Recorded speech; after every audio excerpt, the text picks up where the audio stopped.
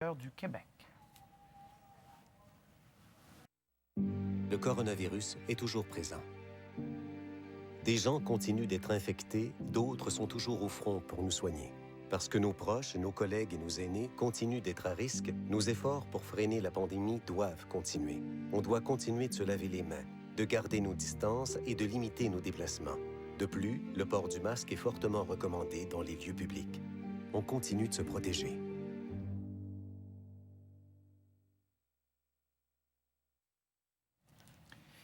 Le rapport des Forces armées a été déposé pour les 25 CHSLD du Québec, mesdames et messieurs. Et puis, on y souligne ce qu'on souligne depuis le début, depuis des années, vous allez me dire, mais depuis le début de la crise.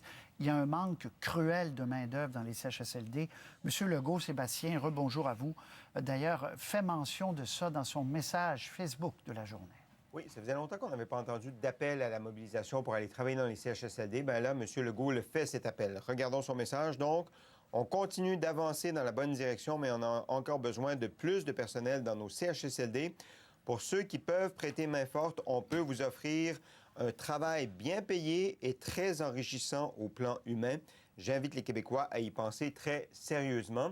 Je vous rappelle que hier, le gouvernement du Québec a demandé à ce que l'armée reste plus longtemps, et pas avec un échéancier, là, mais de façon indéterminée dans les CHSLD. Signe que on a encore besoin de ces bras-là. On a encore besoin de personnel dans les CHSLD. Il y a les vacances d'été qui s'en viennent aussi, qui pourraient poser un problème là, dans la rupture de service ou enfin dans le maintien des services dans ces établissements. Donc, il y a un enjeu, de toute évidence, qui se dessine à nous. Si le rapport des Forces armées sur la situation au Québec n'était pas si étonnant, parce qu'on a beaucoup parlé de main-d'œuvre absente, il y a un élément intéressant. Vigie Mont-Royal, un CHSLD à plein centre de Montréal, quand les gens ont vu l'équipement de protection arriver, quand les employés ont vu ça, ça a créé l'effet inverse. C'est contre-intuitif peut-être, mais les gens ont dit « Oh là là, ça veut dire que c'est tellement dangereux ce bébête-là. Savez-vous, au revoir, je m'en vais. » Et il y a eu vraiment une désertion dans les CHSLD, voyant les capes et les masques et tout ça. Oui, bien, au lieu de rassurer les travailleurs, ça leur a fait peur. Et donc, ils ont fui. C'est ce qui est relaté dans le rapport. On relate aussi qu'au moment où les soldats arrivent sur des quarts de soir, des quarts de nuit, au CHSLD DART notamment, les employés disent « Bon, bien, les soldats sont là, on va partir, nous. » Peut-être qu'ils en étaient à leur deuxième quart de travail de suite, qui sait? Peut-être qu'ils étaient épuisés, qui sait? Mais donc, il y avait un problème là, de personnel, de rétention du personnel que l'armée a constaté. Et l'arrivée des soldats a comme stabilisé d'une certaine façon la situation. Mais là, on a l'impression qu'avec cet appel-là du premier ministre, on rejoue un peu dans le même film en disant on a encore besoin de monde, mobilisez-vous. Oui, on a encore besoin de monde, certains. Et à l'Assemblée nationale, à la période de questions, la chef libérale a demandé, mais ça prend un meilleur ratio pour que les gens viennent. Il y a comme un cercle vicieux. Puis le premier ministre a dit, bien, pour donner un meilleur ratio aux infirmières, entre autres, et aux préposés, il faudrait 10 000 de plus, puis il en manque déjà 10 000. Ça veut dire que ça prendrait 20 000 personnes. Il dit, je veux bien baisser les ratios, mais ça prend du monde. Alors, c'est ce cercle vicieux qu'il faudra briser au Québec, Sébastien. Oui, on veut améliorer les conditions de travail. M. Legault dit qu'il faut améliorer les salaires aussi. Il offre une augmentation qui varie entre 12 et 18 pour les préposés aux bénéficiaires dans les CHSLD. Dans cette négociation qui se déroule en parallèle du combat contre la pandémie. Donc, lui, son raisonnement, c'est de dire, si on paye mieux les gens, ils vont venir travailler. Ils vont répondre à ces postes qui sont ouverts. Et ça va donc alléger le fardeau de ceux qui travaillent actuellement dans le réseau. Les libéraux disent qu'il faut aller au-delà de ça. Il faut aussi avoir plus de monde, donc engager encore plus de monde que les postes qui sont vacants actuellement. On a, pour ceux qui n'étaient pas avec nous, donné les nouveaux chiffres, parce qu'on le donne plus tôt, depuis 2 jours, Sébastien, 89 nouveaux décès au Québec. Alors, M. Legault va en parler, bien sûr, d'entrée de jeu. On va laisser cette conférence de presse avoir lieu. On se retrouve, mesdames et messieurs, tout de suite après. Est accompagné aujourd'hui de la ministre de la Santé et des Services sociaux, Mme Danielle Mécan, et du directeur national de santé publique, Dr Horacio Arruda. Alors, Monsieur le Premier ministre, à vous la parole. Merci beaucoup. Bonjour tout le monde. D'abord, le masque que je porte aujourd'hui a été fabriqué par une entreprise de Québec qui s'appelle Sur Mesure et qui a fait une cravate aussi aux couleurs de l'arc-en-ciel, de l'espoir. Là, ça va bien aller. Donc, encourageons nos artisans québécois qui fabriquent des masques et puis portons le masque. Pour faire un peu différent, on a commencé depuis ce matin à publier les chiffres sur le bilan. Donc, je ne vous répéterai pas tous les chiffres que vous avez déjà. Je vais passer plutôt à certains commentaires sur la situation en général. Bon, évidemment, la situation reste difficile dans les CHSLD. Il continue d'y avoir beaucoup de décès. Le nombre de personnes qui est infecté diminue, mais la situation reste difficile du côté du personnel. Je veux vous rappeler un petit peu la séquence dans les CHSLD. Depuis plusieurs années, il manquait à peu près 10 000 employés dans les CHSLD pour avoir ce que j'appellerais des ratios raisonnables. Donc, quand on est arrivé au gouvernement il y a 1 an et demi, on a augmenté les budgets, mais malheureusement, on n'a pas réussi à combler les postes. Donc, on a affiché les postes, mais on ne les a pas comblés. Notre objectif, c'était éventuellement, durant la négociation de la convention collective qui a commencé, dans le fond, même si ce n'est pas signé, le 1er avril 2020, de rehausser de façon importante le salaire, entre autres, des préposés aux bénéficiaires pour être capable, justement, de combler ces 10 000 postes. Et puis, bon, je l'ai déjà dit, je le répète, s'il y a une erreur qu'on a faite durant cette année et demie, c'est qu'on aurait dû, en même temps qu'on a augmenté les budgets des CHSLD, aurait fallu aussi augmenter les salaires des préposés aux bénéficiaires pour que les budgets soient dépensés. Parce qu'on s'est retrouvé dans une drôle de situation où il y a des centaines de millions de dollars qui avaient été prévus au budget qui n'ont jamais été dépensés parce qu'on n'arrivait pas à recruter les préposés aux bénéficiaires en particulier. Bon, est arrivée la crise et à cause de la crise, s'est ajouté un autre 10 000 employés qui sont absentés, soit qui avaient la COVID-19 ou dans certains cas, dans certains cas, il y avait peur d'attraper la COVID-19, commence un petit peu à revenir. Là, on est rendu à 9 700 qui sont absents actuellement. Mais il reste que quand même, là, il manquait 10 000 employés avant. On essayait de combler les postes, là, surtout avec des temps partiels, ce qui explique pourquoi on a la moitié des employés qui sont à temps partiel. Puis là, pour remplacer les 10 000 personnes absentes, bien, on a utilisé 2 moyens. D'abord, je contribue. Donc, des gens qui n'avaient pas nécessairement de formation, mais qui ont accepté de venir travailler dans nos CHSLD. Puis, les soldats de l'armée. D'ailleurs, j'ai parlé ce matin avec Justin Trudeau. J'ai demandé que les 1000 soldats restent jusqu'au 15 septembre, le temps, je vais vous en parler tantôt, de former des employés pour combler les postes qui sont manquants. Donc, le deuxième, si je peux appeler ça comme ça, 10 000 employés qui nous manquent, a été comblé temporairement par des gens pas formés. Et là, on espère que dans les prochaines semaines, les prochains mois, ces 10 000 employés-là vont revenir au travail. Mais il nous reste le premier 10 000, le 10 000 qui manque depuis plusieurs années dans les CHSLD. Là, le problème reste entier. Donc, on va dans les prochains jours lancer une grosse campagne pour convaincre 10 000 personnes de s'inscrire à une formation pour devenir préposés aux bénéficiaires. Donc, ça va se donner dans plusieurs dizaines de centres de formation professionnelle, en partie aussi sur le terrain. Donc, ce qu'on vise, là, c'est de recruter 10 000 personnes qui accepteraient de venir suivre une formation qui va durer 3 mois. Donc, ça veut dire de la mi-juin à la mi-septembre. Les personnes qui vont s'engager vont être payées pendant la formation, donc vont être payées comme des aides de service. Ça, c'est un salaire de 21 $ de l'heure, 760 $ par semaine. Et s'ils réussissent leur cours, après 3 mois, bien là, ils vont gagner le nouveau salaire qu'on donne soit via les primes temporaires ou qu'on offre dans les conventions collectives, qui commencent à 26 de l'heure, donc 940 par semaine, 49 000 par année. Donc, je pense que c'est une offre qui est intéressante. C'est une offre aussi, bien sûr, puis avec raison, beaucoup de gens disent que ce n'est pas juste une question de salaire, de chiffres, d'argent. C'est quand même un travail valorisant. Venir s'occuper des personnes vulnérables dans nos CHSLD. Il faut comprendre aussi qu'on va mettre en place un nouveau contexte. D'abord, en ajoutant 10 000 personnes qui n'étaient pas là, ça veut dire qu'on va avoir plus de monde pour faire le travail. Donc, ça va être plus agréable avec les 10 000 personnes additionnelles. Deuxièmement, on veut aussi regarder, puis on en a déjà parlé, pour rénover les CHSLD, pour construire des maisons des aînés qui soient plus belles, plus grandes.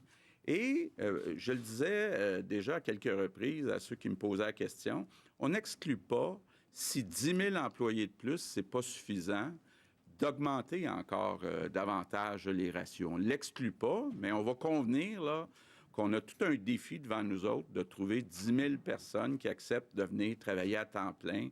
Donc, 10 000 personnes de plus dans nos CHSLD. Donc, on va s'attaquer à ça avant d'inclure quoi que ce soit dans les conventions collectives. Là, il faut quand même être capable de livrer la marchandise, mais je veux être très clair là, que je n'exclus pas d'aller à plus que 10 000 si c'est nécessaire, mais on veut offrir à tous les employés à l'avenir dans les CHSLD des conditions de travail agréables, d'avoir du temps pour parler avec les résidents, peut-être aussi changer le nom, hein, préposé aux bénéficiaires, on n'aime pas ça, bénéficiaires là, qui s'occupent des vraies personnes, des vrais résidents, avoir le temps, parce que c'est aussi important, ce travail-là, de contact avec les résidents, que la partie qui est plus médicale. Donc, tout le monde, là, préparez-vous. Dans les prochains jours, on va vous donner les adresses, là, des 40, 50 centres de formation professionnelle qui vont accepter des applications. Ça va commencer donc autour de la mi-juin jusqu'à la mi-septembre. Donc, mais quand même, une belle expérience. Bon, vous l'avez vu, on a eu un rapport de l'armée. Bon, pas beaucoup de surprises. Évidemment, ça ne veut pas dire que la situation n'est pas difficile, mais je retiens surtout deux choses du rapport et des rapports, là, parce qu'ils ont fait un petit rapport sur chaque CHSLD où ils ont été impliqués. Deux choses. Bon, évidemment, le fait qu'il nous manque 10 000 personnes, ça fait qu'on a beaucoup de monde qui sont à temps partiel, ça fait que c'est très difficile de s'assurer que ce ne soit pas les mêmes employés qui soient dans les zones chaudes et dans les zones froides à l'intérieur d'un même CHSLD. C'est ce qu'on vise. Puis je pense qu'on a réussi, justement, avec les gens de Je contribue puis les soldats qui sont arrivés, à ce que ça soit très limité. Mais il reste que ce problème-là, on le connaît, et puis vous le connaissez. Donc, c'est important d'ajouter du personnel. Puis quand il y a une zone chaude, bien, que ce soit du personnel spécifique qui aille dans la zone chaude. L'autre problème qui a été relevé, puis ça aussi, on s'y attendait, c'est l'utilisation du matériel de protection individuelle. Donc, comment et quand on porte un masque, une blouse, des gants, quand est-ce qu'on change d'équipement quand on passe d'un résident à l'autre. Même les militaires ont dû s'adapter, puis malheureusement, certains ont été infectés. Mais c'est sûr qu'en ayant 10 000 personnes qui n'ont pas eu de formation, qui ne sont pas qualifiés pour la plupart. Il y en avait quelques-uns qui c'était des gens à la retraite qui sont revenus. Bien, c'est plus difficile d'appliquer les directives sur quand et comment porter le matériel de protection individuelle. Donc, je dirais, ce sont les deux remarques là, qui reviennent. On n'a pas eu des remarques comme dans le rapport d'hier en Ontario. Bon, il y a un autre sujet que je veux parler, c'est les comparaisons avec les autres endroits dans le monde sur le nombre de décès au Québec. D'abord, je pense qu'il faut être très prudent. On l'a vu, puis le docteur Arruda a fait la démonstration au Québec. Toutes les personnes qui sont décédées de la COVID-19 ont été déclarées parce que quand on regarde le surplus de décès par rapport à la même période l'année passée, on voit que c'est à peu près le même chiffre. Donc, ça veut dire que chez nous, ça a été déclaré complètement. Bon, vous avez vu des articles un peu partout dans le monde où on dit à certains endroits, bien, il y a la moitié des décès qui n'ont pas été déclarés. Et quand on va avoir tous les chiffres sur les comparaisons des décès en 2020 par rapport à 2019-2018, on va être capable à ce moment-là de faire des comparaisons. Donc ça, c'est la première chose où il faut être prudent. La deuxième chose où il faut être prudent, c'est que le virus a frappé beaucoup plus dans les grandes villes du nord-est de l'Amérique du Nord et dans les grandes villes en Europe.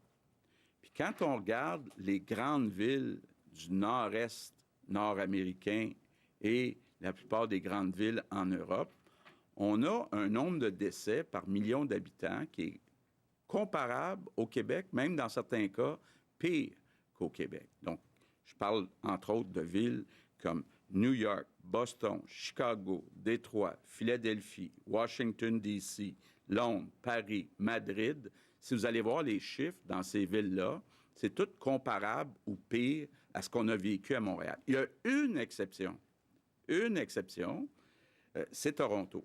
Toronto a beaucoup moins de décès par million d'habitants déclarés. D'ailleurs, j'ai lancé un défi au Dr Arruda, puis j'en lance un aussi à l'INSPQ, m'expliquer comment se fait-il que Toronto est dans une situation, parce que c'est une grande ville, évidemment, Toronto, complètement différente des autres grandes villes dans l'Amérique du Nord, là, dans le nord-est de l'Amérique du Nord. Donc, je vous lance ce défi-là. Pourquoi? Là? Donc, on va se fier aux spécialistes, aux gens qui connaissent ça. Je termine avec mes remerciements du jour. Bien, mes remerciements du jour, c'est les personnes de Je contribue puis les militaires. Je veux leur dire merci. Une chance qu'on vous a. J'en profite pour passer mon petit message. J'aimerais que les militaires restent jusqu'à la mi-septembre. Je sais, je n'ai parlé avec M. Trudeau, c'est pas facile. Ils ont d'autres missions. Mais je peux vous dire que tous les commentaires qu'on a eus sur les militaires, là, c'est qu'il y a eu une collaboration exceptionnelle entre le personnel de la santé et les militaires dans les CHSLD. Donc, on aimerait bien ça, les garder jusqu'à la mi-septembre, le temps que les personnes qu'on va former cet été soient disponibles pour les remplacer. Bon, dernière chose aussi que je vous dis, je sais que beaucoup de gens ont hâte qu'on aille plus vite dans le déconfinement. Je pense, entre autres, à tous les rassemblements, donc que ce soit les réunions familiales ou entre amis à l'intérieur. Là, on a permis de le faire à l'extérieur. Je sais qu'il y a des gens qui se disent quand est-ce qu'on va pouvoir se revoir à 5, à 10 entre amis. Je sais aussi que dans le monde artistique, il y a des gens qui ont hâte qu'on annonce une date pour les spectacles, quitte à ce qu'il y ait un tiers ou un demi des spectateurs. Je vous dis tout de suite, ça ne sera pas demain matin. Puis la condition pour passer à cette prochaine étape, c'est vraiment qu'on contrôle la propagation du virus. Donc, qu'on réussisse ce qu'on a annoncé. Donc, les rassemblements extérieurs de 10 personnes maximum, la réouverture des commerces depuis lundi à Montréal. Il ne faut pas que ça amène plus de cas dans les hôpitaux. Donc, il faut réussir cette étape-là pour espérer ensuite retourner à des rassemblements intérieurs, bien sûr avec des consignes, ça ne reviendra pas complètement comme avant, mais c'est important de respecter les consignes si on veut revenir à une vie un peu plus normale. Donc, je compte sur tous les Québécois là, pour réussir l'étape des commerces et des rassemblements extérieurs pour qu'on puisse ensuite se parler de rassemblements intérieurs. Good afternoon. Bonjour. Notre défi le plus important, c'est la dotation en effectifs dans notre réseau de la santé. surtout dans les résidences pour aînés. Il nous faut encore du personnel supplémentaire et dans les jours à venir, nous allons lancer une campagne afin de recruter 10 000 individus afin qu'ils puissent recevoir une formation à préposer aux bénéficiaires. Je demande à chaque Québécois et Québécoise qui pourrait être intéressé de l'envisager. Vous ferez 21 $ de l'heure, vous allez avoir une formation de 3 mois et une fois formé, vous allez recevoir un emploi à temps plein à 26 $ de l'heure. Ça, c'est 49 000 $ par année. Bien sûr, avec le fonds de retraite et tous les avantages sociaux qui sont associés avec un emploi gouvernemental.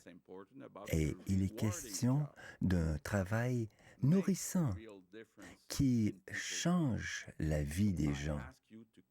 Donc, je vous invite à l'envisager sérieusement. Nous avons besoin de vous. J'aimerais également vous rappeler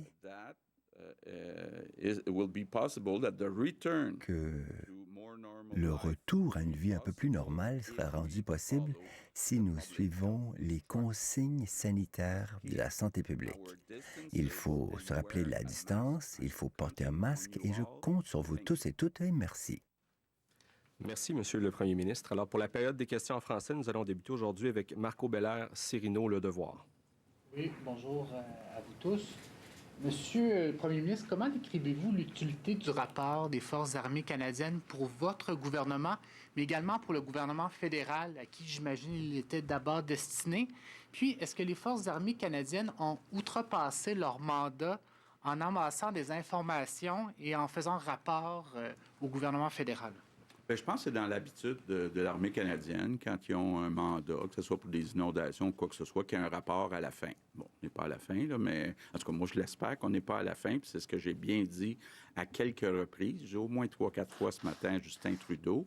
On aurait pu apprendre des choses. Ce que j'ai vu hier, c'est que Doug Ford a appris des choses avec ces rapports-là. Bon, nous, ce qu'on apprend, c'est qu'il manque de personnel, que parce que le personnel n'est pas formé, ils ont de la difficulté avec l'équipement individuel. Donc, moi, je n'ai pas vraiment appris quelque chose dans ces rapports-là, mais c'est une façon de faire là, de l'armée canadienne. Le coup de main des Forces armées canadiennes est fortement apprécié par votre gouvernement, puisque vous leur demandez de rester jusqu'au 15 septembre prochain. Est-ce que Justin Trudeau vous a dit non? Puis aussi, vous parlez beaucoup de fierté depuis votre élection. C'est pas un peu gênant de devoir compter sur l'armée canadienne pour maintenir à flot le réseau de CHSLD québécois? Bien, écoutez, moi, je pense que c'est un jugement qu'on porte sur plusieurs années où on a négligé les CHSLD. De dire qu'on est rentré dans cette crise-là, puis depuis 5 ans, 10 ans, il nous manque 10 000 employés dans les CHSLD, ça, c'est gênant. Évidemment, c'est pas facile de trouver 10 000 personnes disciplinées qui acceptent sur le champ de venir travailler dans un contexte pas facile. Donc, c'est pour ça que je suis content que sur les 10 000, là, il y en ait 1 000 que ce soit des militaires. Donc, moi, je pense que c'est gênant pour toute la société québécoise qu'on en soit rendu là, d'avoir besoin de 10 000 personnes. On aurait dû le faire bien avant, comme je l'ai dit, puis je le répète. Nous, on a fait une première étape en augmentant les budgets des CHSLD, mais il aurait fallu augmenter plus rapidement les salaires pour combler ces 10 000 postes-là, puis ne pas avoir besoin des militaires. Si on poursuit avec Hugo Lavallée, Radio-Canada. Oui, bonjour, Monsieur le Premier ministre. Je veux revenir justement à cet aspect du rapport concernant le port de l'équipement de sécurité. Vous mentionnez qu'il y a une absence de formation de nouveaux employés, mais quand même, le rapport est un peu plus sévère que ça. On parle de mauvaise discipline d'employés ne respectant pas les protocoles mis en place. On évoque un manque d'assiduité, problème de leadership des gestionnaires, problème de priorisation. Donc, est-ce que c'est normal que des employés ne sachent pas utiliser de l'équipement de protection puis que l'armée doive se substituer aux gestionnaires pour établir l'organisation des soins, de la formation? Ça semble quand même indiquer un problème de leadership important. Bien, écoutez, il faut tenir compte du contexte. 10 000 nouveaux employés qu'on a recrutés, puis ça inclut même les militaires, là, des gens qui n'avaient pas la formation, qui n'avaient pas l'expérience. Donc, c'est plus difficile d'appliquer des directives quand on a autant d'employés qui sont nouveaux puis sans formation. Puis malheureusement, bien, il y a eu des employés puis des soldats aussi qui ont été infectés. Monsieur le Premier ministre, Oui. en complément, il faut se dire là, que même pour les employés qui étaient déjà là, qui ont des connaissances là, au niveau de la prévention des infections, mais avec la COVID-19, les CHSLD sont des milieux de vie, mais il faut le dire, ils sont devenus des milieux de soins. Alors, ça a tout changé et ça a été très exigeant. Et les équipements de protection, ça demande, oui, une formation, mais aussi une formation continue. Ça demande même qu'on soit deux quand on les met, qu'on les enlève. Alors, c'est pour ça, encore une fois, comment c'est important d'avoir davantage de personnel. Et on a tout un programme qu'on a mis en branle, parce que depuis le début de la pandémie, il y a même la Croix-Rouge qui nous a aidés au niveau de la prévention des infections. On met en branle tout un programme, là, depuis quelques semaines, là, qui va faire le tour de tous les CHSLD. Le rapport est instructif là, sur 10 CHSLD, mais tous les CHSLD, on a déjà débuté une formation costaude sur la prévention des infections. Et ça va être en continu. Et on va avoir davantage de gens aussi qui s'occupent de la prévention des infections dans les établissements. Ça, c'est fondamental pour maintenant et la suite des choses. Oui, on a entendu le premier ministre Justin Trudeau un peu plus tôt cette semaine évoquer l'idée qu'on offre aux employés 10 jours de congé maladie payés pour que les gens se sentent pas obligés d'aller travailler s'ils ont des symptômes. Monsieur Trudeau aussi ce matin a été questionné sur une éventuelle implication du gouvernement fédéral dans les soins à apporter aux personnes âgées. Il n'a pas fermé de porte. Quel rôle est-ce que vous voyez le gouvernement fédéral jouer à plus long terme, là, au-delà de la présence temporaire de l'armée, dans les soins aux personnes âgées, si tant est que vous voyez un rôle pour le gouvernement fédéral? Bien, j'ai dit à Justin Trudeau ce matin, d'abord, concernant les congés de maladie, qu'il y a une réaction très négative du côté des entreprises. Bon, évidemment, il y a une question là, où c'est pas clair qui va payer, mais il y a aussi une question d'organisation du travail dans un contexte où déjà les entreprises sont dans une situation difficile. Je comprends l'objectif. L'objectif, c'est de s'assurer qu'un employé qui a des symptômes ne se sente pas obligé d'aller au travail pour gagner sa paye. Donc, je comprends l'objectif, mais on va sûrement en débattre. Là, c'est ce que M. Trudeau me dit demain soir, jeudi soir, donc à notre rencontre. Pour ce qui est du financement des soins de longue durée, je l'ai dit à plusieurs reprises à M. Trudeau, moi, ce que je lui suggère, c'est d'augmenter les transferts fédéraux en santé. Je le rappelle, quand on a commencé, c'était 50% du financement des coûts de la santé qui venait du fédéral. On est rendu à 23% seulement des coûts de la santé qui viennent du fédéral.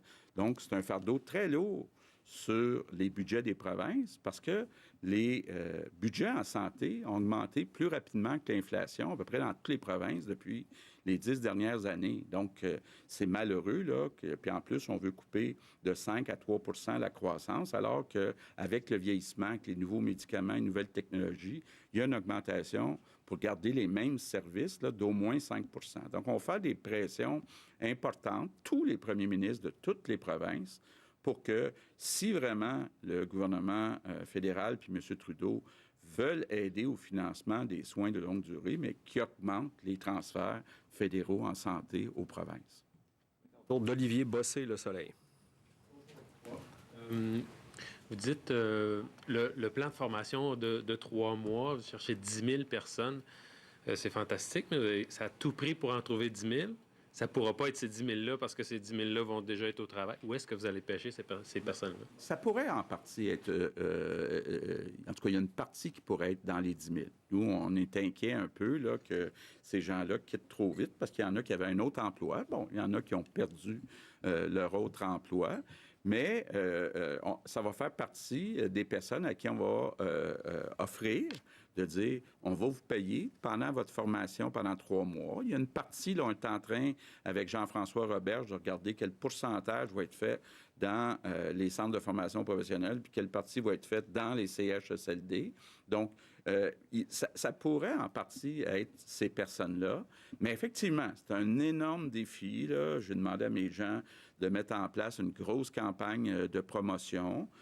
je pense que de dire aussi, on vous donne 760 $ par semaine pendant les 3 mois de la formation, puis ensuite 940 $ par semaine pour commencer. Ça, c'est le bas de l'échelle, donc 49 000 par année. Je pense que c'est une bonne proposition. Maintenant, notre défi aussi, c'est d'améliorer l'image des CHSLD. De dire, avec les 10 000 personnes de plus, bien, le travail va être plus agréable. Puis on reconnaît là, qu'il y a des CHSLD qui sont vétustes, qui doivent être embellis, remplacés par des maisons des aînés dans certains cas, rénovés de façon importante dans d'autres cas. Donc, c'est ça le défi qu'on a, là, effectivement, de recruter dans un contexte qui n'est pas facile. Vous venez de recevoir le rapport de l'armée. La protectrice du citoyen a dit qu'elle ferait enquête. Pour vous, est-ce que c'est une bonne nouvelle et est-ce que c'est suffisant? Bien, c'est la question qu'on se pose. Effectivement, là, on avait j'avais déjà dit que j'étais ouvert à une commission d'enquête ou en tout cas une forme d'enquête sur ce qui s'est passé dans les CHSLD. Est-ce que c'est suffisant ce qui va être fait? Bon, il reste aussi que les problèmes, on les connaît. Là. C'est d'abord les 10 000 employés qui nous manquent. Mais on n'exclut rien encore à cette étape-ci. Là. Je veux quand même bien regarder le mandat. Prochaine question, Alain Laforêt, TVA Nouvelles. Monsieur le Premier ministre, Mme McCann, M. Arruda. Monsieur le Premier ministre, vous venez de répondre à mon collègue que vous voulez attirer 10 000 personnes. C'est un objectif, pour employer vos termes, très ambitieux. Les militaires, vous les demandez jusqu'au 15 septembre. Comment vous allez faire face à cette deuxième vague si vous n'avez pas vos 10 000 personnes et que les militaires sont partis? Bien, c'est ça le défi qu'on a. C'est qu'on espère que la deuxième vague, s'il y en a une, n'arrivera pas avant le 15 septembre. Évidemment, entre-temps, j'espère que les gens de Je contribue puis les militaires vont rester là. Et on espère aussi que les 9 700 employés qui sont absents, bien, qu'ils reviennent le plus rapidement possible au travail. Donc, c'est là-dessus comptable, là, effectivement, pour la deuxième vague, éventuellement. Oui. Si vous permettez, c'est pour ça aussi qu'on veut donner des vacances aux gens qui travaillent actuellement, puis on s'enligne pour donner des vacances cet été là, au personnel. Donc, on vise 2 semaines de vacances là, pour tout le monde. Là. Alors, ça va être important pour que les gens soient plus reposés pour revenir à l'automne là, pour nous aider. Concernant la climatisation, il y a quelqu'un qui a lancé un signal d'alerte au bureau de votre ministre responsable des aînés. Cette personne-là nous a confirmé encore aujourd'hui qu'il y avait un conseiller politique qui lui avait dit « Même si on installe la climatisation, les gens vont toujours chialer. » Bon, ce n'est pas une réponse qui est acceptable, mais ce que je vous dirais quand même, là, il y a une couple d'affaires. D'abord, la majorité des CHSLD puis des résidences n'ont aucun cas de COVID.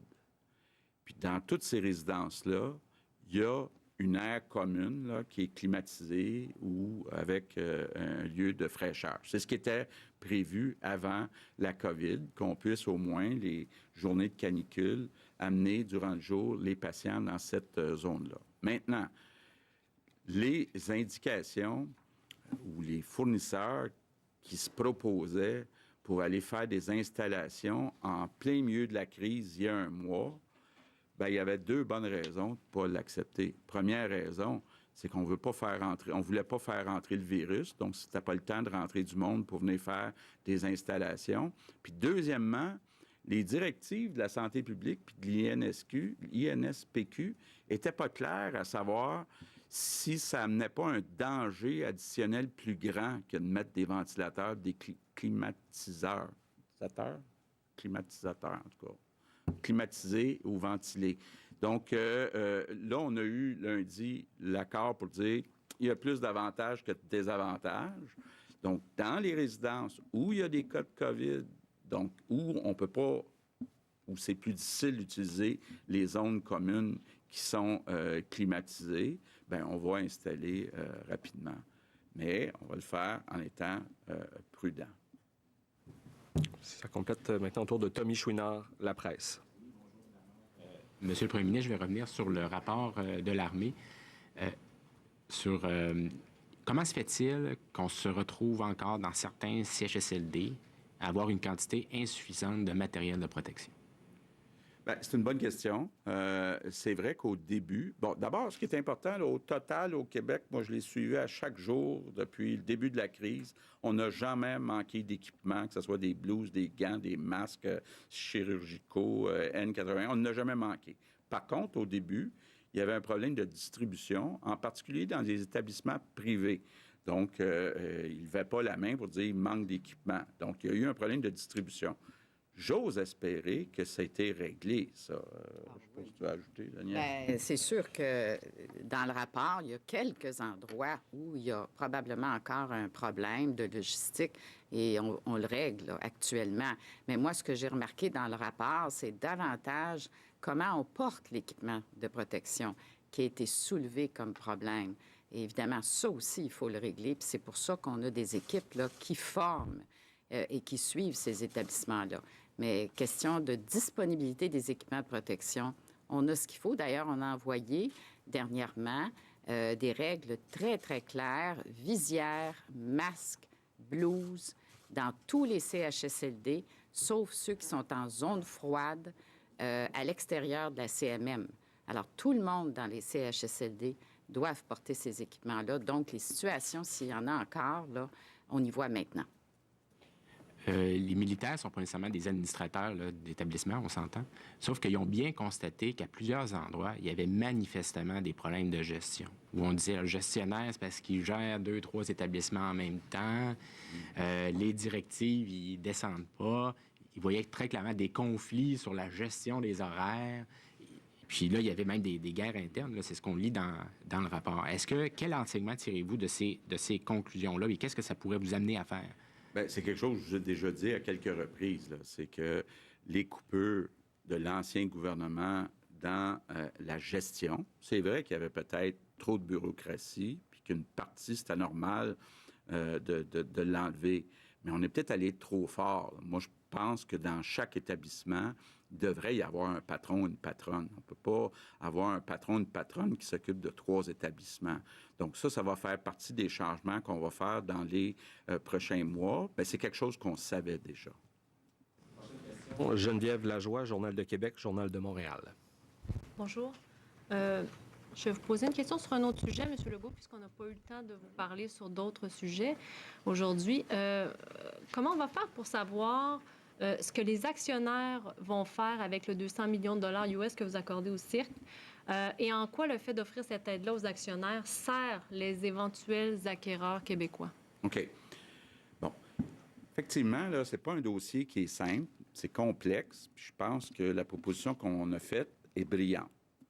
C'est pas moi, là, surtout Pierre Fitzgibbon.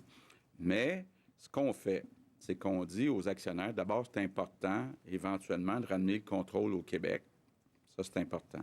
Deuxièmement, là, il va y avoir des gens qui vont faire des offres aux créanciers parce qu'il y a beaucoup de dettes. La dette doit être réduite. Puis, ça sera aux créanciers de décider quelle offre qu'ils prennent. Est-ce qu'ils prennent la nôtre ou prennent l'offre de d'autres personnes qui vont sûrement faire une proposition? Bon, nous, on voulait s'assurer de 2 choses. D'abord, qu'on ramène le contrôle, qu'on garde le siège social au Québec, qu'on s'assure aussi de privilégier la remise en place des 1500 emplois qui étaient là avant la crise. Et on voulait s'assurer aussi que notre montant soit protégé.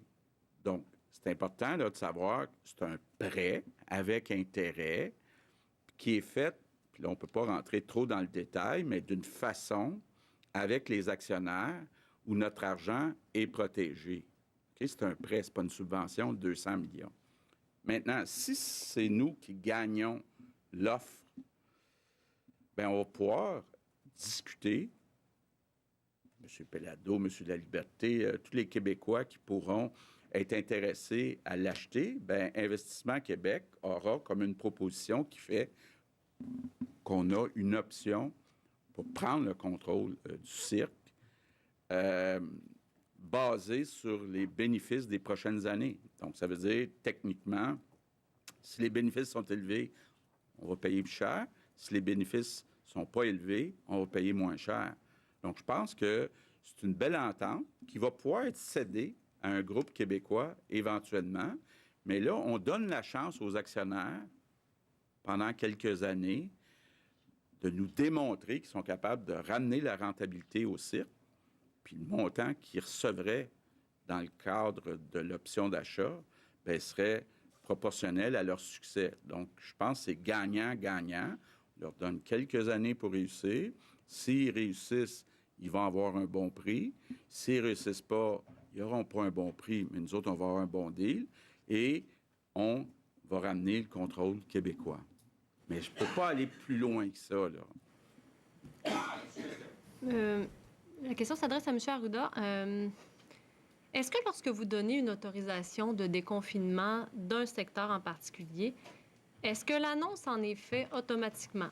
C'est-à-dire, est-ce que vous laissez le champ libre au gouvernement pour décider du moment des annonces de déconfinement? Actuellement, les annonces de déconfinement sont discutées le matin, même ou validées le soir là, pour une annonce le lendemain matin, là, s'il n'y a pas de grand délai dans ma compréhension. Là, si je me souviens bien, là. Des fois, les déconfinements vont se faire aussi par ordre de communiqué, pas nécessairement annoncé ici. Là, c'est des situations particulières. Des fois, elles vont se faire aussi avec le directeur de santé publique. Mais si vous me permettez, est-ce que ça répond à votre question? Oui, mais donnez-moi un exemple avec le camping, par exemple. Ça a été décidé quand? Puis il y a une annonce aujourd'hui. Les décisions, je veux dire, très honnêtement, les décisions finales, parce qu'il faut attacher les dernières ficelles pour être bien au clair, avoir les instruments pour guider les secteurs qui s'ouvrent. Parce que quand on fait un déconfinement, il faut avoir des guides qui sont préparés en lien avec le SNESP, etc. Mais ça se décide comme hier soir, puis ça peut être annoncé dans le courant de l'après-midi. Des fois, c'est pas au point de presse ici, ça peut être par le ministre sectoriel que c'est annoncé. Puis peut-être pour être encore plus clair, je sais que c'est mes affaires claires, disons que lundi, on s'entend pour que dans une semaine, on réouvre les campings. Bien, si on l'annonce lundi, c'est dans 7 jours. Si on l'annonce aujourd'hui, c'est dans 5 jours. Mais c'est comme ça que ça se passe. Puis habituellement, les ministres, ils ont plutôt hâte d'annoncer ça. Là. Vous allez voir cet après-midi. Donc, ça traîne rarement une fois qu'on a l'autorisation. Permettez-moi, par contre, j'aurais un message à passer à la population, si vous me permettez. Écoutez, on a fait un grand sacrifice. Tout le monde s'est enfermé. On a fait une grosse pause économique pour obtenir des gains importants que je pense qu'on a obtenus. Malheureusement, il y a cette situation malheureuse dans les CHSLD qui est survenue. Mais on a évité, je vous dirais, beaucoup d'impact sur notre milieu de soins. On avait libéré des lits, etc. Tout actuellement fait qu'on a le goût de revenir exactement à une vie normale. Tout. Même nous. On a tendance à se laver un peu moins souvent les mains. Il fait beau. On est à l'extérieur. On a le goût d'avoir des rassemblements. On a déconfiné. Dans la région, à l'extérieur de Montréal, ça va bien. Dans la région métropolitaine, ça va bien aussi. Les chiffres descendent. Par contre, tout est très fragile. Quand je dis très fragile, c'est très fragile. Juste 10% de personnes de moins qui appliquent les mesures, ça peut faire basculer nos courbes là, de la période qui descend tranquillement à une augmentation rapide. Donc, j'invite tous les Québécois à prendre compte de ça et à tous les secteurs, tous les âges, de respecter les consignes. Je vous le dis, je serais l'être le plus malheureux d'avoir à recommander au premier ministre qu'on doit refermer les choses parce qu'on n'a pas été disciplinés tout le monde ensemble. Et ça veut dire que si vous êtes à l'extérieur, vous allez dans des commerces, portez un masque, gardez la distance de 2 mètres, lavez-vous les mains. Je sais que c'est facile, je répète, je radote, j'ai l'air d'un oiseau de malheur, mais c'est majeur comme comportement. Il faut maintenir la distanciation. Regardez, aujourd'hui, il fait chaud. On a autorisé l'ouverture de certaines piscines et de jets d'eau parce que les gens, on ne veut pas qu'ils meurent de chaleur dans leurs éléments. On veut qu'ils continuent à respecter les consignes, je vous dirais, de chaleur accablante, c'est-à-dire d'aller se rafraîchir, etc. Mais ça ne peut plus être comme avant. On ne peut pas se retrouver 4 familles ensemble dans le jet d'eau, tout le monde collé ensemble. Il faut essayer d'avoir les unités les unes des autres. Il faut que les municipalités désinfectent plus les boutons poussoirs pour les jets d'eau, etc. Je veux juste vous le répéter, parce que c'est majeur. C'est particulièrement important dans la région métropolitaine où, véritablement, là, je ne voudrais pas que le drame qu'on a vécu dans les CHSLD se retrouve maintenant, éventuellement, parce qu'on a trop de monde à l'hôpital puis trop de monde aux soins intensifs. Je sais que chez Rabat-Joie, je le sais, mais c'est absolument essentiel. Et notre capacité à maintenir la séquence des secteurs va dépendre de la réaction. Ce qu'on fait aujourd'hui, on va le voir dans 15 jours. Et ça, je pense qu'il faut être prudent aussi. C'est pour ça qu'on y va par phase. C'est pour ça que tout le monde voudrait que tout le monde soit déconfiné actuellement. Mais il faut y aller. Tu sais, même, je vais vous dire, on est assez rapide par rapport à ce que certains pourraient vouloir. Moi, je suis confortable avec ça, mais tant et aussi longtemps qu'on respecte les mesures qu'on vous a dit, le lavage des mains, la distanciation sociale, portez donc un masque, tout le monde. Et si vous voyez des gens qui s'approchent trop de vous, dites-leur. Dites-leur que le docteur Arruda leur a dit « tassez-vous », parce que c'est majeur, à mon avis. Plus on va donner de probabilité au virus de se repliquer, n'oubliez pas, un cas en génère 2, en génère 2, en génère 3. Et là, on va se retrouver avec un R0 en haut de 1, puis ça va être l'escalade des hospitalisations. Je suis vraiment désolé de mettre revenir avec ça, là, mais pour moi, c'est absolument essentiel. Sinon, on va tous y perdre. On est actuellement à 1378 personnes encore au Québec hospitalisées. On a moins 24 aujourd'hui, puis dans la dernière semaine, ça a diminué de plus d'une centaine, autour de 150, 160. On est sur la bonne voie, là. C'est pour ça qu'on a besoin de la collaboration de tout le monde. Pensons à ces gens là, qui sont hospitalisés, évidemment. Puis là, je veux dire un mot, parce que ça fait quelques jours que je souhaite le dire rapidement, là. Un merci à des gens qu'on n'a pas remerciés encore, là, des nutritionnistes et des diététistes. Parce qu'elles jouent un rôle très important. Il y en a 3200 au Québec, puis elles s'occupent, comme vous savez, là, des services alimentaires, mais pour des gens qui sont hospitalisés aux soins intensifs aussi, dans les CHSLD, dans différents milieux. Moi, je les salue. Comme on a salué beaucoup là, des professionnels ou des employés, les préposés aux bénéficiaires, etc., dans le réseau, c'est important qu'on salue nos gens qui sont toujours à pied d'œuvre là, dans notre réseau pour soigner les gens qui sont hospitalisés.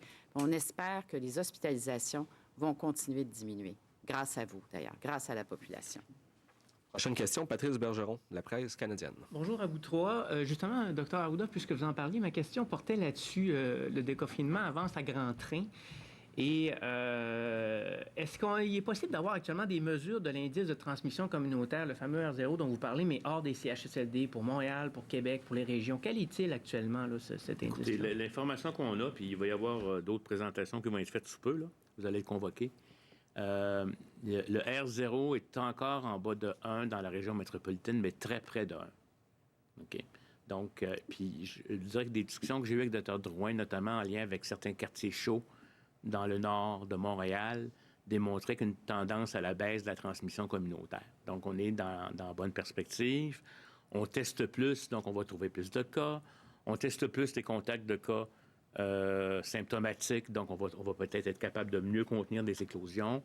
On a des milieux de travail où il y a eu quelques cas, puis on est en train de les contenir. Donc, on est sur la bonne voie. Mais comme il est proche de 1, quand on regarde une baisse de 10 % de respect de la distanciation, de rapprochement, ce qui pourrait arriver dans les commerces. C'est pour ça là, que je vous dis, là, vous allez dans un commerce, vous allez tenter d'aller toucher aux choses, d'aller vous rapprocher. Si le commerce n'a pas mis nécessairement toutes les consignes pour vous empêcher ou les surveillants, là, je peux vous le dire, c'est excessivement tentant de revenir à un mode de fonctionnement comme avant. Je l'ai expérimenté moi-même. Là. On oublie que, puis surtout que là, on sort, on oublie qu'on est dans confiné, puis tous les réflexes reviennent. Puis c'est pas parce que les gens sont méchants et mauvais, c'est normal. C'est anti-normal de rester à 2 mètres de distance. Puis je vais vous dire, l'homme est un être social, il a besoin de ça. Donc le R0 est proche de 1, il n'est pas à 1, il est juste un petit peu en bas. Mais je peux vous le dire, ça peut faire ça très rapidement. Et dans nos modèles, on aura des éléments de prise en compte des distanciations, etc. Et Québec région aussi, là, pour tout ce qui est des autres... En région, là, ça va bien. En région, je vous dirais que le R est bas. Je n'ai pas le chiffre exactement, mais il est plus bas qu'à Montréal, il est plus bas. Les choses vont relativement bien. Puis je vais vous dire, aller bien, ça veut dire Pas qu'il n'y a pas de cas, pas de transmission. Il y a des CHSLD à Québec qui ont eu des infections, mais la situation est sous contrôle. Puis la transmission communautaire, elle est adéquate. Ça peut arriver à un moment donné dans une entreprise qui a une petite éclosion, mais on la contient. Ça, on est dans un mode adéquat. Mais imaginez-vous des rassemblements de plusieurs familles ou de milieux dont on a de la difficulté à retracer même le monde ou les contacts. Ça va être une chose. Les campings vont ouvrir?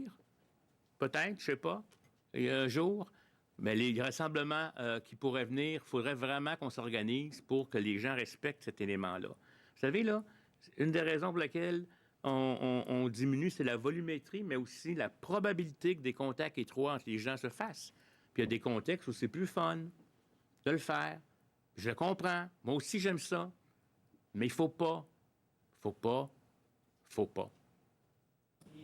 Pour ce qui est de ma deuxième question, ça s'adresse à vous, M. Legault. Juste pour être clair concernant la climatisation, parce que ça semble être un enjeu important. Vous avez dit donc qu'il y avait encore des doutes, mais est-ce qu'il y avait clairement des indications que la santé publique décommandait l'installation de climatiseurs ou ce que vous...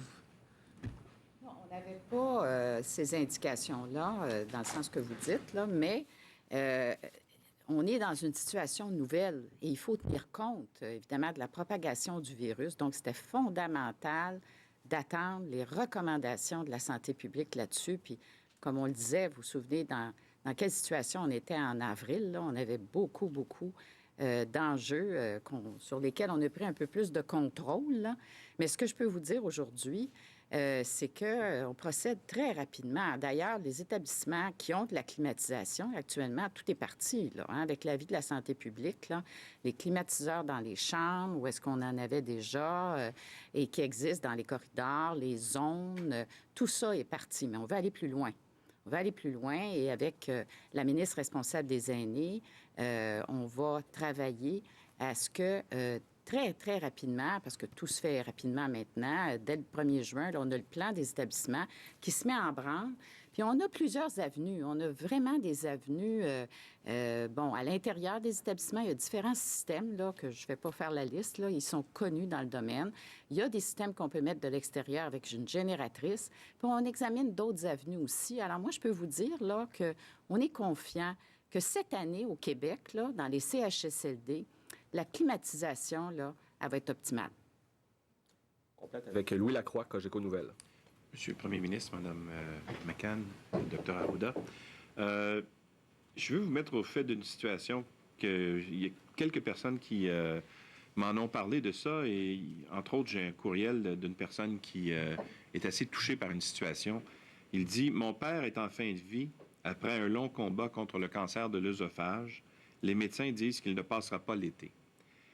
Chaque matin au réveil, nous espérons que son état se maintienne afin que nous puissions le garder à la maison parce qu'on veut lui tenir la main jusqu'à son dernier respire. » En fait, ce qu'elle dit, cette personne-là, c'est que ils veulent le garder à la maison le plus longtemps possible parce que si cette personne-là va en maison de fin de vie, bien, elle ne pourra plus voir ses proches. Elle va mourir à toutes fins utiles sans avoir de contact privilégié qu'elle voudrait avoir avec ses proches.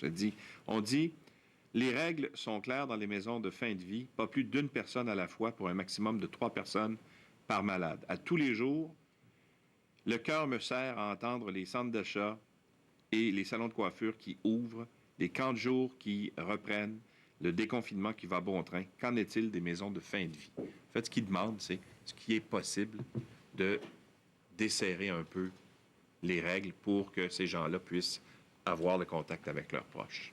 Comme vous savez, puis effectivement, c'est des situations, écoutez, on doit vraiment faire preuve d'une grande empathie, là, je vais dire tout de suite, là, parce que c'est vraiment pas facile. Mais on a déjà allégé, je vais dire comme ça, là, les règles, parce qu'au départ, c'était pas ça, vous vous souvenez, là, je pense qu'on ouvrait la porte à une personne seulement. Et même à la toute fin, quand la personne n'était pas consciente, là, c'était pas indiqué, là. Alors, on a tout changé ça. Mais moi, je vais vous dire, là, plus longtemps la personne peut demeurer à domicile, mieux c'est. Et d'ailleurs, on veut offrir le plus de services possible, justement pour que les personnes restent à domicile jusqu'à la fin de leur vie. Et évidemment, si on peut avoir l'information sur cette situation-là, on va voir ce qu'on peut faire. Parce que les soins à domicile jusqu'à la fin de vie, c'est ce qu'on vise au Québec. C'est la meilleure place avec ses proches pour décéder. Alors, moi, je dirais que la première option, c'est ça. Si la famille, d'ailleurs, elle semble prête là, à continuer à domicile, mais la maison de soins de fin de vie, on pourrait voir cette situation-là en particulier et peut-être voir avec la santé publique parce que, vous savez, on a évolué beaucoup, hein? Comme je vous disais au départ, là, les visites, c'est très, très, très limité. Et là, on a ouvert un peu plus graduellement. Bon, est-ce qu'on a besoin de faire un autre tour de roue? Moi, je suis ouverte à ça avec la santé publique, certainement, mais aussi l'option des soins à domicile avec les soins appropriés pour que la personne reste avec ses proches. Ça, c'est aussi l'autre option. Question en français. Oui, allez-y. Regardez ça, Mme la ministre, parce que mes 2 parents sont décédés. Mais je peux vous dire que je reçois des courriels aussi de cette nature-là, puis ça me fend le cœur à chaque fois, parce que je ne suis pas sûr que je tolérerais moi-même la situation. Je m'imagine peut-être pas compliant. Donc, on va essayer de voir, là, compte tenu du contexte du déconfinement, à permettre aux gens aussi de ne pas attendre non plus seulement à la fin, quand les gens ne sont plus conscients. Là. Puis c'est sûr que si on peut offrir plus de services à domicile, puis dans un contexte où la famille peut le faire, parce que c'est pas toujours le cas non plus, puis des fois la famille préfère que ce soit en soutien palliatif, on va regarder ça pour améliorer la situation. Non, je m'excuse, M. Lacroix, en sous-question.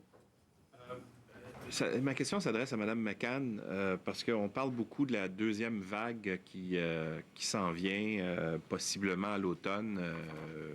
Ça semble pas faire de doute qu'il pourrait y avoir une recrudescence de cas, en tout cas, là, à la fin de l'été. Vous en êtes où dans les plans pour vous préparer à cette deuxième vague? Parce qu'on comprend que la première vague est arrivée un peu sans crier gare, mais là, on sait là, que ça va probablement arriver. Alors, quels sont les effectifs que vous avez en place? Qu'est-ce que vous êtes en train de faire? Est-ce qu'il y a une équipe qui est dédiée à la préparation de cette deuxième vague? Oui, on a certainement un plan, puis on a déjà débuté. Là, écoutez, tout ce qu'on fait actuellement nous prépare à la deuxième vague. Je pense que ce qu'il faut dire, c'est qu'on a beaucoup appris en 2 mois. Là. On sait quoi faire, mais là, il faut le faire. Et on a débuté, dès le début de la pandémie, à faire des gestes pour préparer notre réseau, hein, pour l'améliorer. La première chose, c'est d'avoir le personnel. C'est la grande priorité. Comme le premier ministre le disait, il faut embaucher nos 10 000 personnes. Il faut aussi qu'on donne des vacances. Et comme je le dis, 2 semaines de vacances à tout notre personnel pour qu'il soit plus reposé. Et également, toutes les formations pour les équipements de protection, le port des équipements de protection, pour la prévention des infections, les zones froides, les zones chaudes, avec le personnel requis. On va être en bien meilleure position cet automne. Je vous dirais que plus les jours avancent, mieux on est en meilleure position à chaque jour. Là. Alors, c'est comme ça qu'on se prépare. Puis évidemment, là, je n'ai pas le temps de vous dire tout ce qu'on fait dans le réseau qui nous prépare pour la deuxième vague, notamment au niveau de notre première ligne des cliniques médicales. Je vous en parlerai à un moment donné. Je pense qu'on est en train de mettre sur pied une façon de faire au niveau de l'accès en première ligne qui va faire en sorte que les gens, d'ailleurs on le voit déjà, vont moins à l'urgence ambulatoire. Ils appellent leur médecin. Ça aide beaucoup. Notre secteur hospitalier, on a prévu le nombre de lits nécessaires pour une deuxième vague normale, on va le dire comme ça, parce qu'on ne peut pas prévoir la hauteur. On a prévu le nombre de lits dans le secteur hospitalier. On est en train de reprendre les chirurgies électives, là, et là aussi, notre plan se déroule. Mais évidemment, on le dit toujours, et je le dis encore, on compte sur la population qui suit les consignes, que vous connaissez, le 2 mètres, etc. C'est ça qui va faire qu'on aura une deuxième vague moins importante au niveau de l'automne. Et on prépare déjà l'opération de vaccination contre l'influenza également. Merci. So time now for questions in English. Cathy Sonnet, CBC. Bonjour à vous tous. Monsieur Legault, vous avez dit que vous n'avez pas été surpris par le rapport militaire sur les CHSLD Mais en le lisant, vous voyez, bien sûr, nous savions que c'était une tempête parfaite. Comme Premier ministre du Québec, qu'est-ce qui a été le plus difficile pour vous? Le manque d'effectifs ou le manque de formation des travailleuses qui ont probablement aggravé la situation? Réponse. Comme je l'ai dit à de maintes reprises par le passé, depuis bien des années, nous avons un manque d'environ 10 000 effectifs dans nos CHSLD. Depuis longtemps. Quand j'ai pu devenir le premier ministre, j'ai augmenté le budget pour les CHSLD. Hélas, et c'était peut-être une erreur, nous n'avons pas augmenté en même temps les salaires afin d'attirer ces 10 000 employés. Donc, la crise n'a pas commencé avec la COVID. Ce que j'ai lu dans le rapport... Je dis au revoir aux gens de la première chaîne. On poursuit sur RD. Comme vous le savez, nous avons engagé par l'entremise de Je contribue 10 000 personnes et les soldats aussi. Et ces personnes ne sont pas formées pour savoir comment mettre l'équipement de protection, quand changer l'équipement, quand on va d'un patient à un autre. Donc, même les gens de l'armée, certains ont été infectés car ils ont fait des erreurs de manipulation de l'équipement de protection. Par conséquent, nous savons que le manque d'effectifs n'aide en rien dans la situation.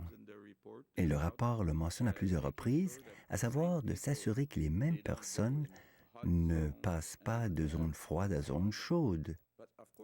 Mais bien sûr, quand vous êtes en manque d'effectifs dans chaque CHSLD, vous ne pouvez pas demander aux gens de rester dans une seule zone.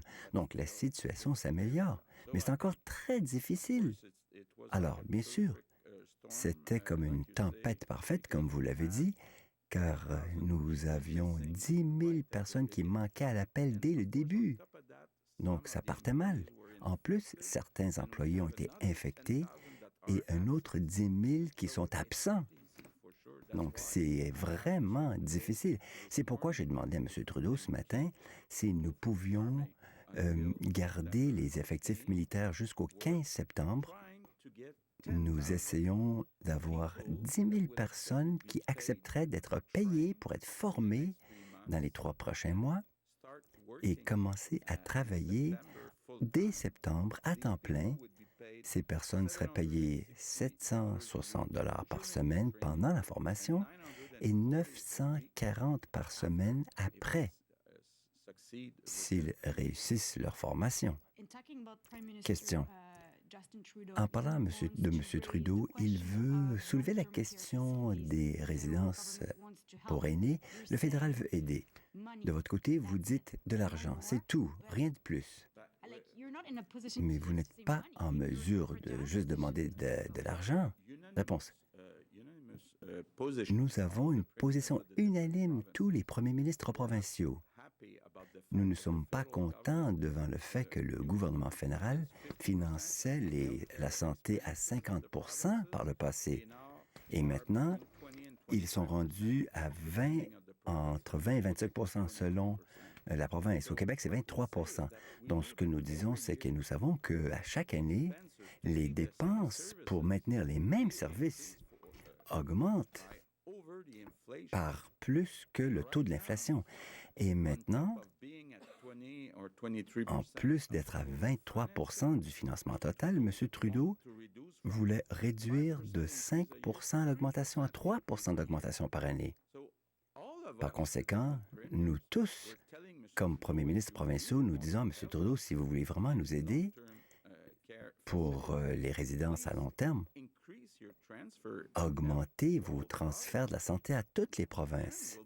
Ensuite, nous serons en mesure d'embaucher, de mieux payer, d'avoir plus d'effectifs dans nos résidences pour aînés.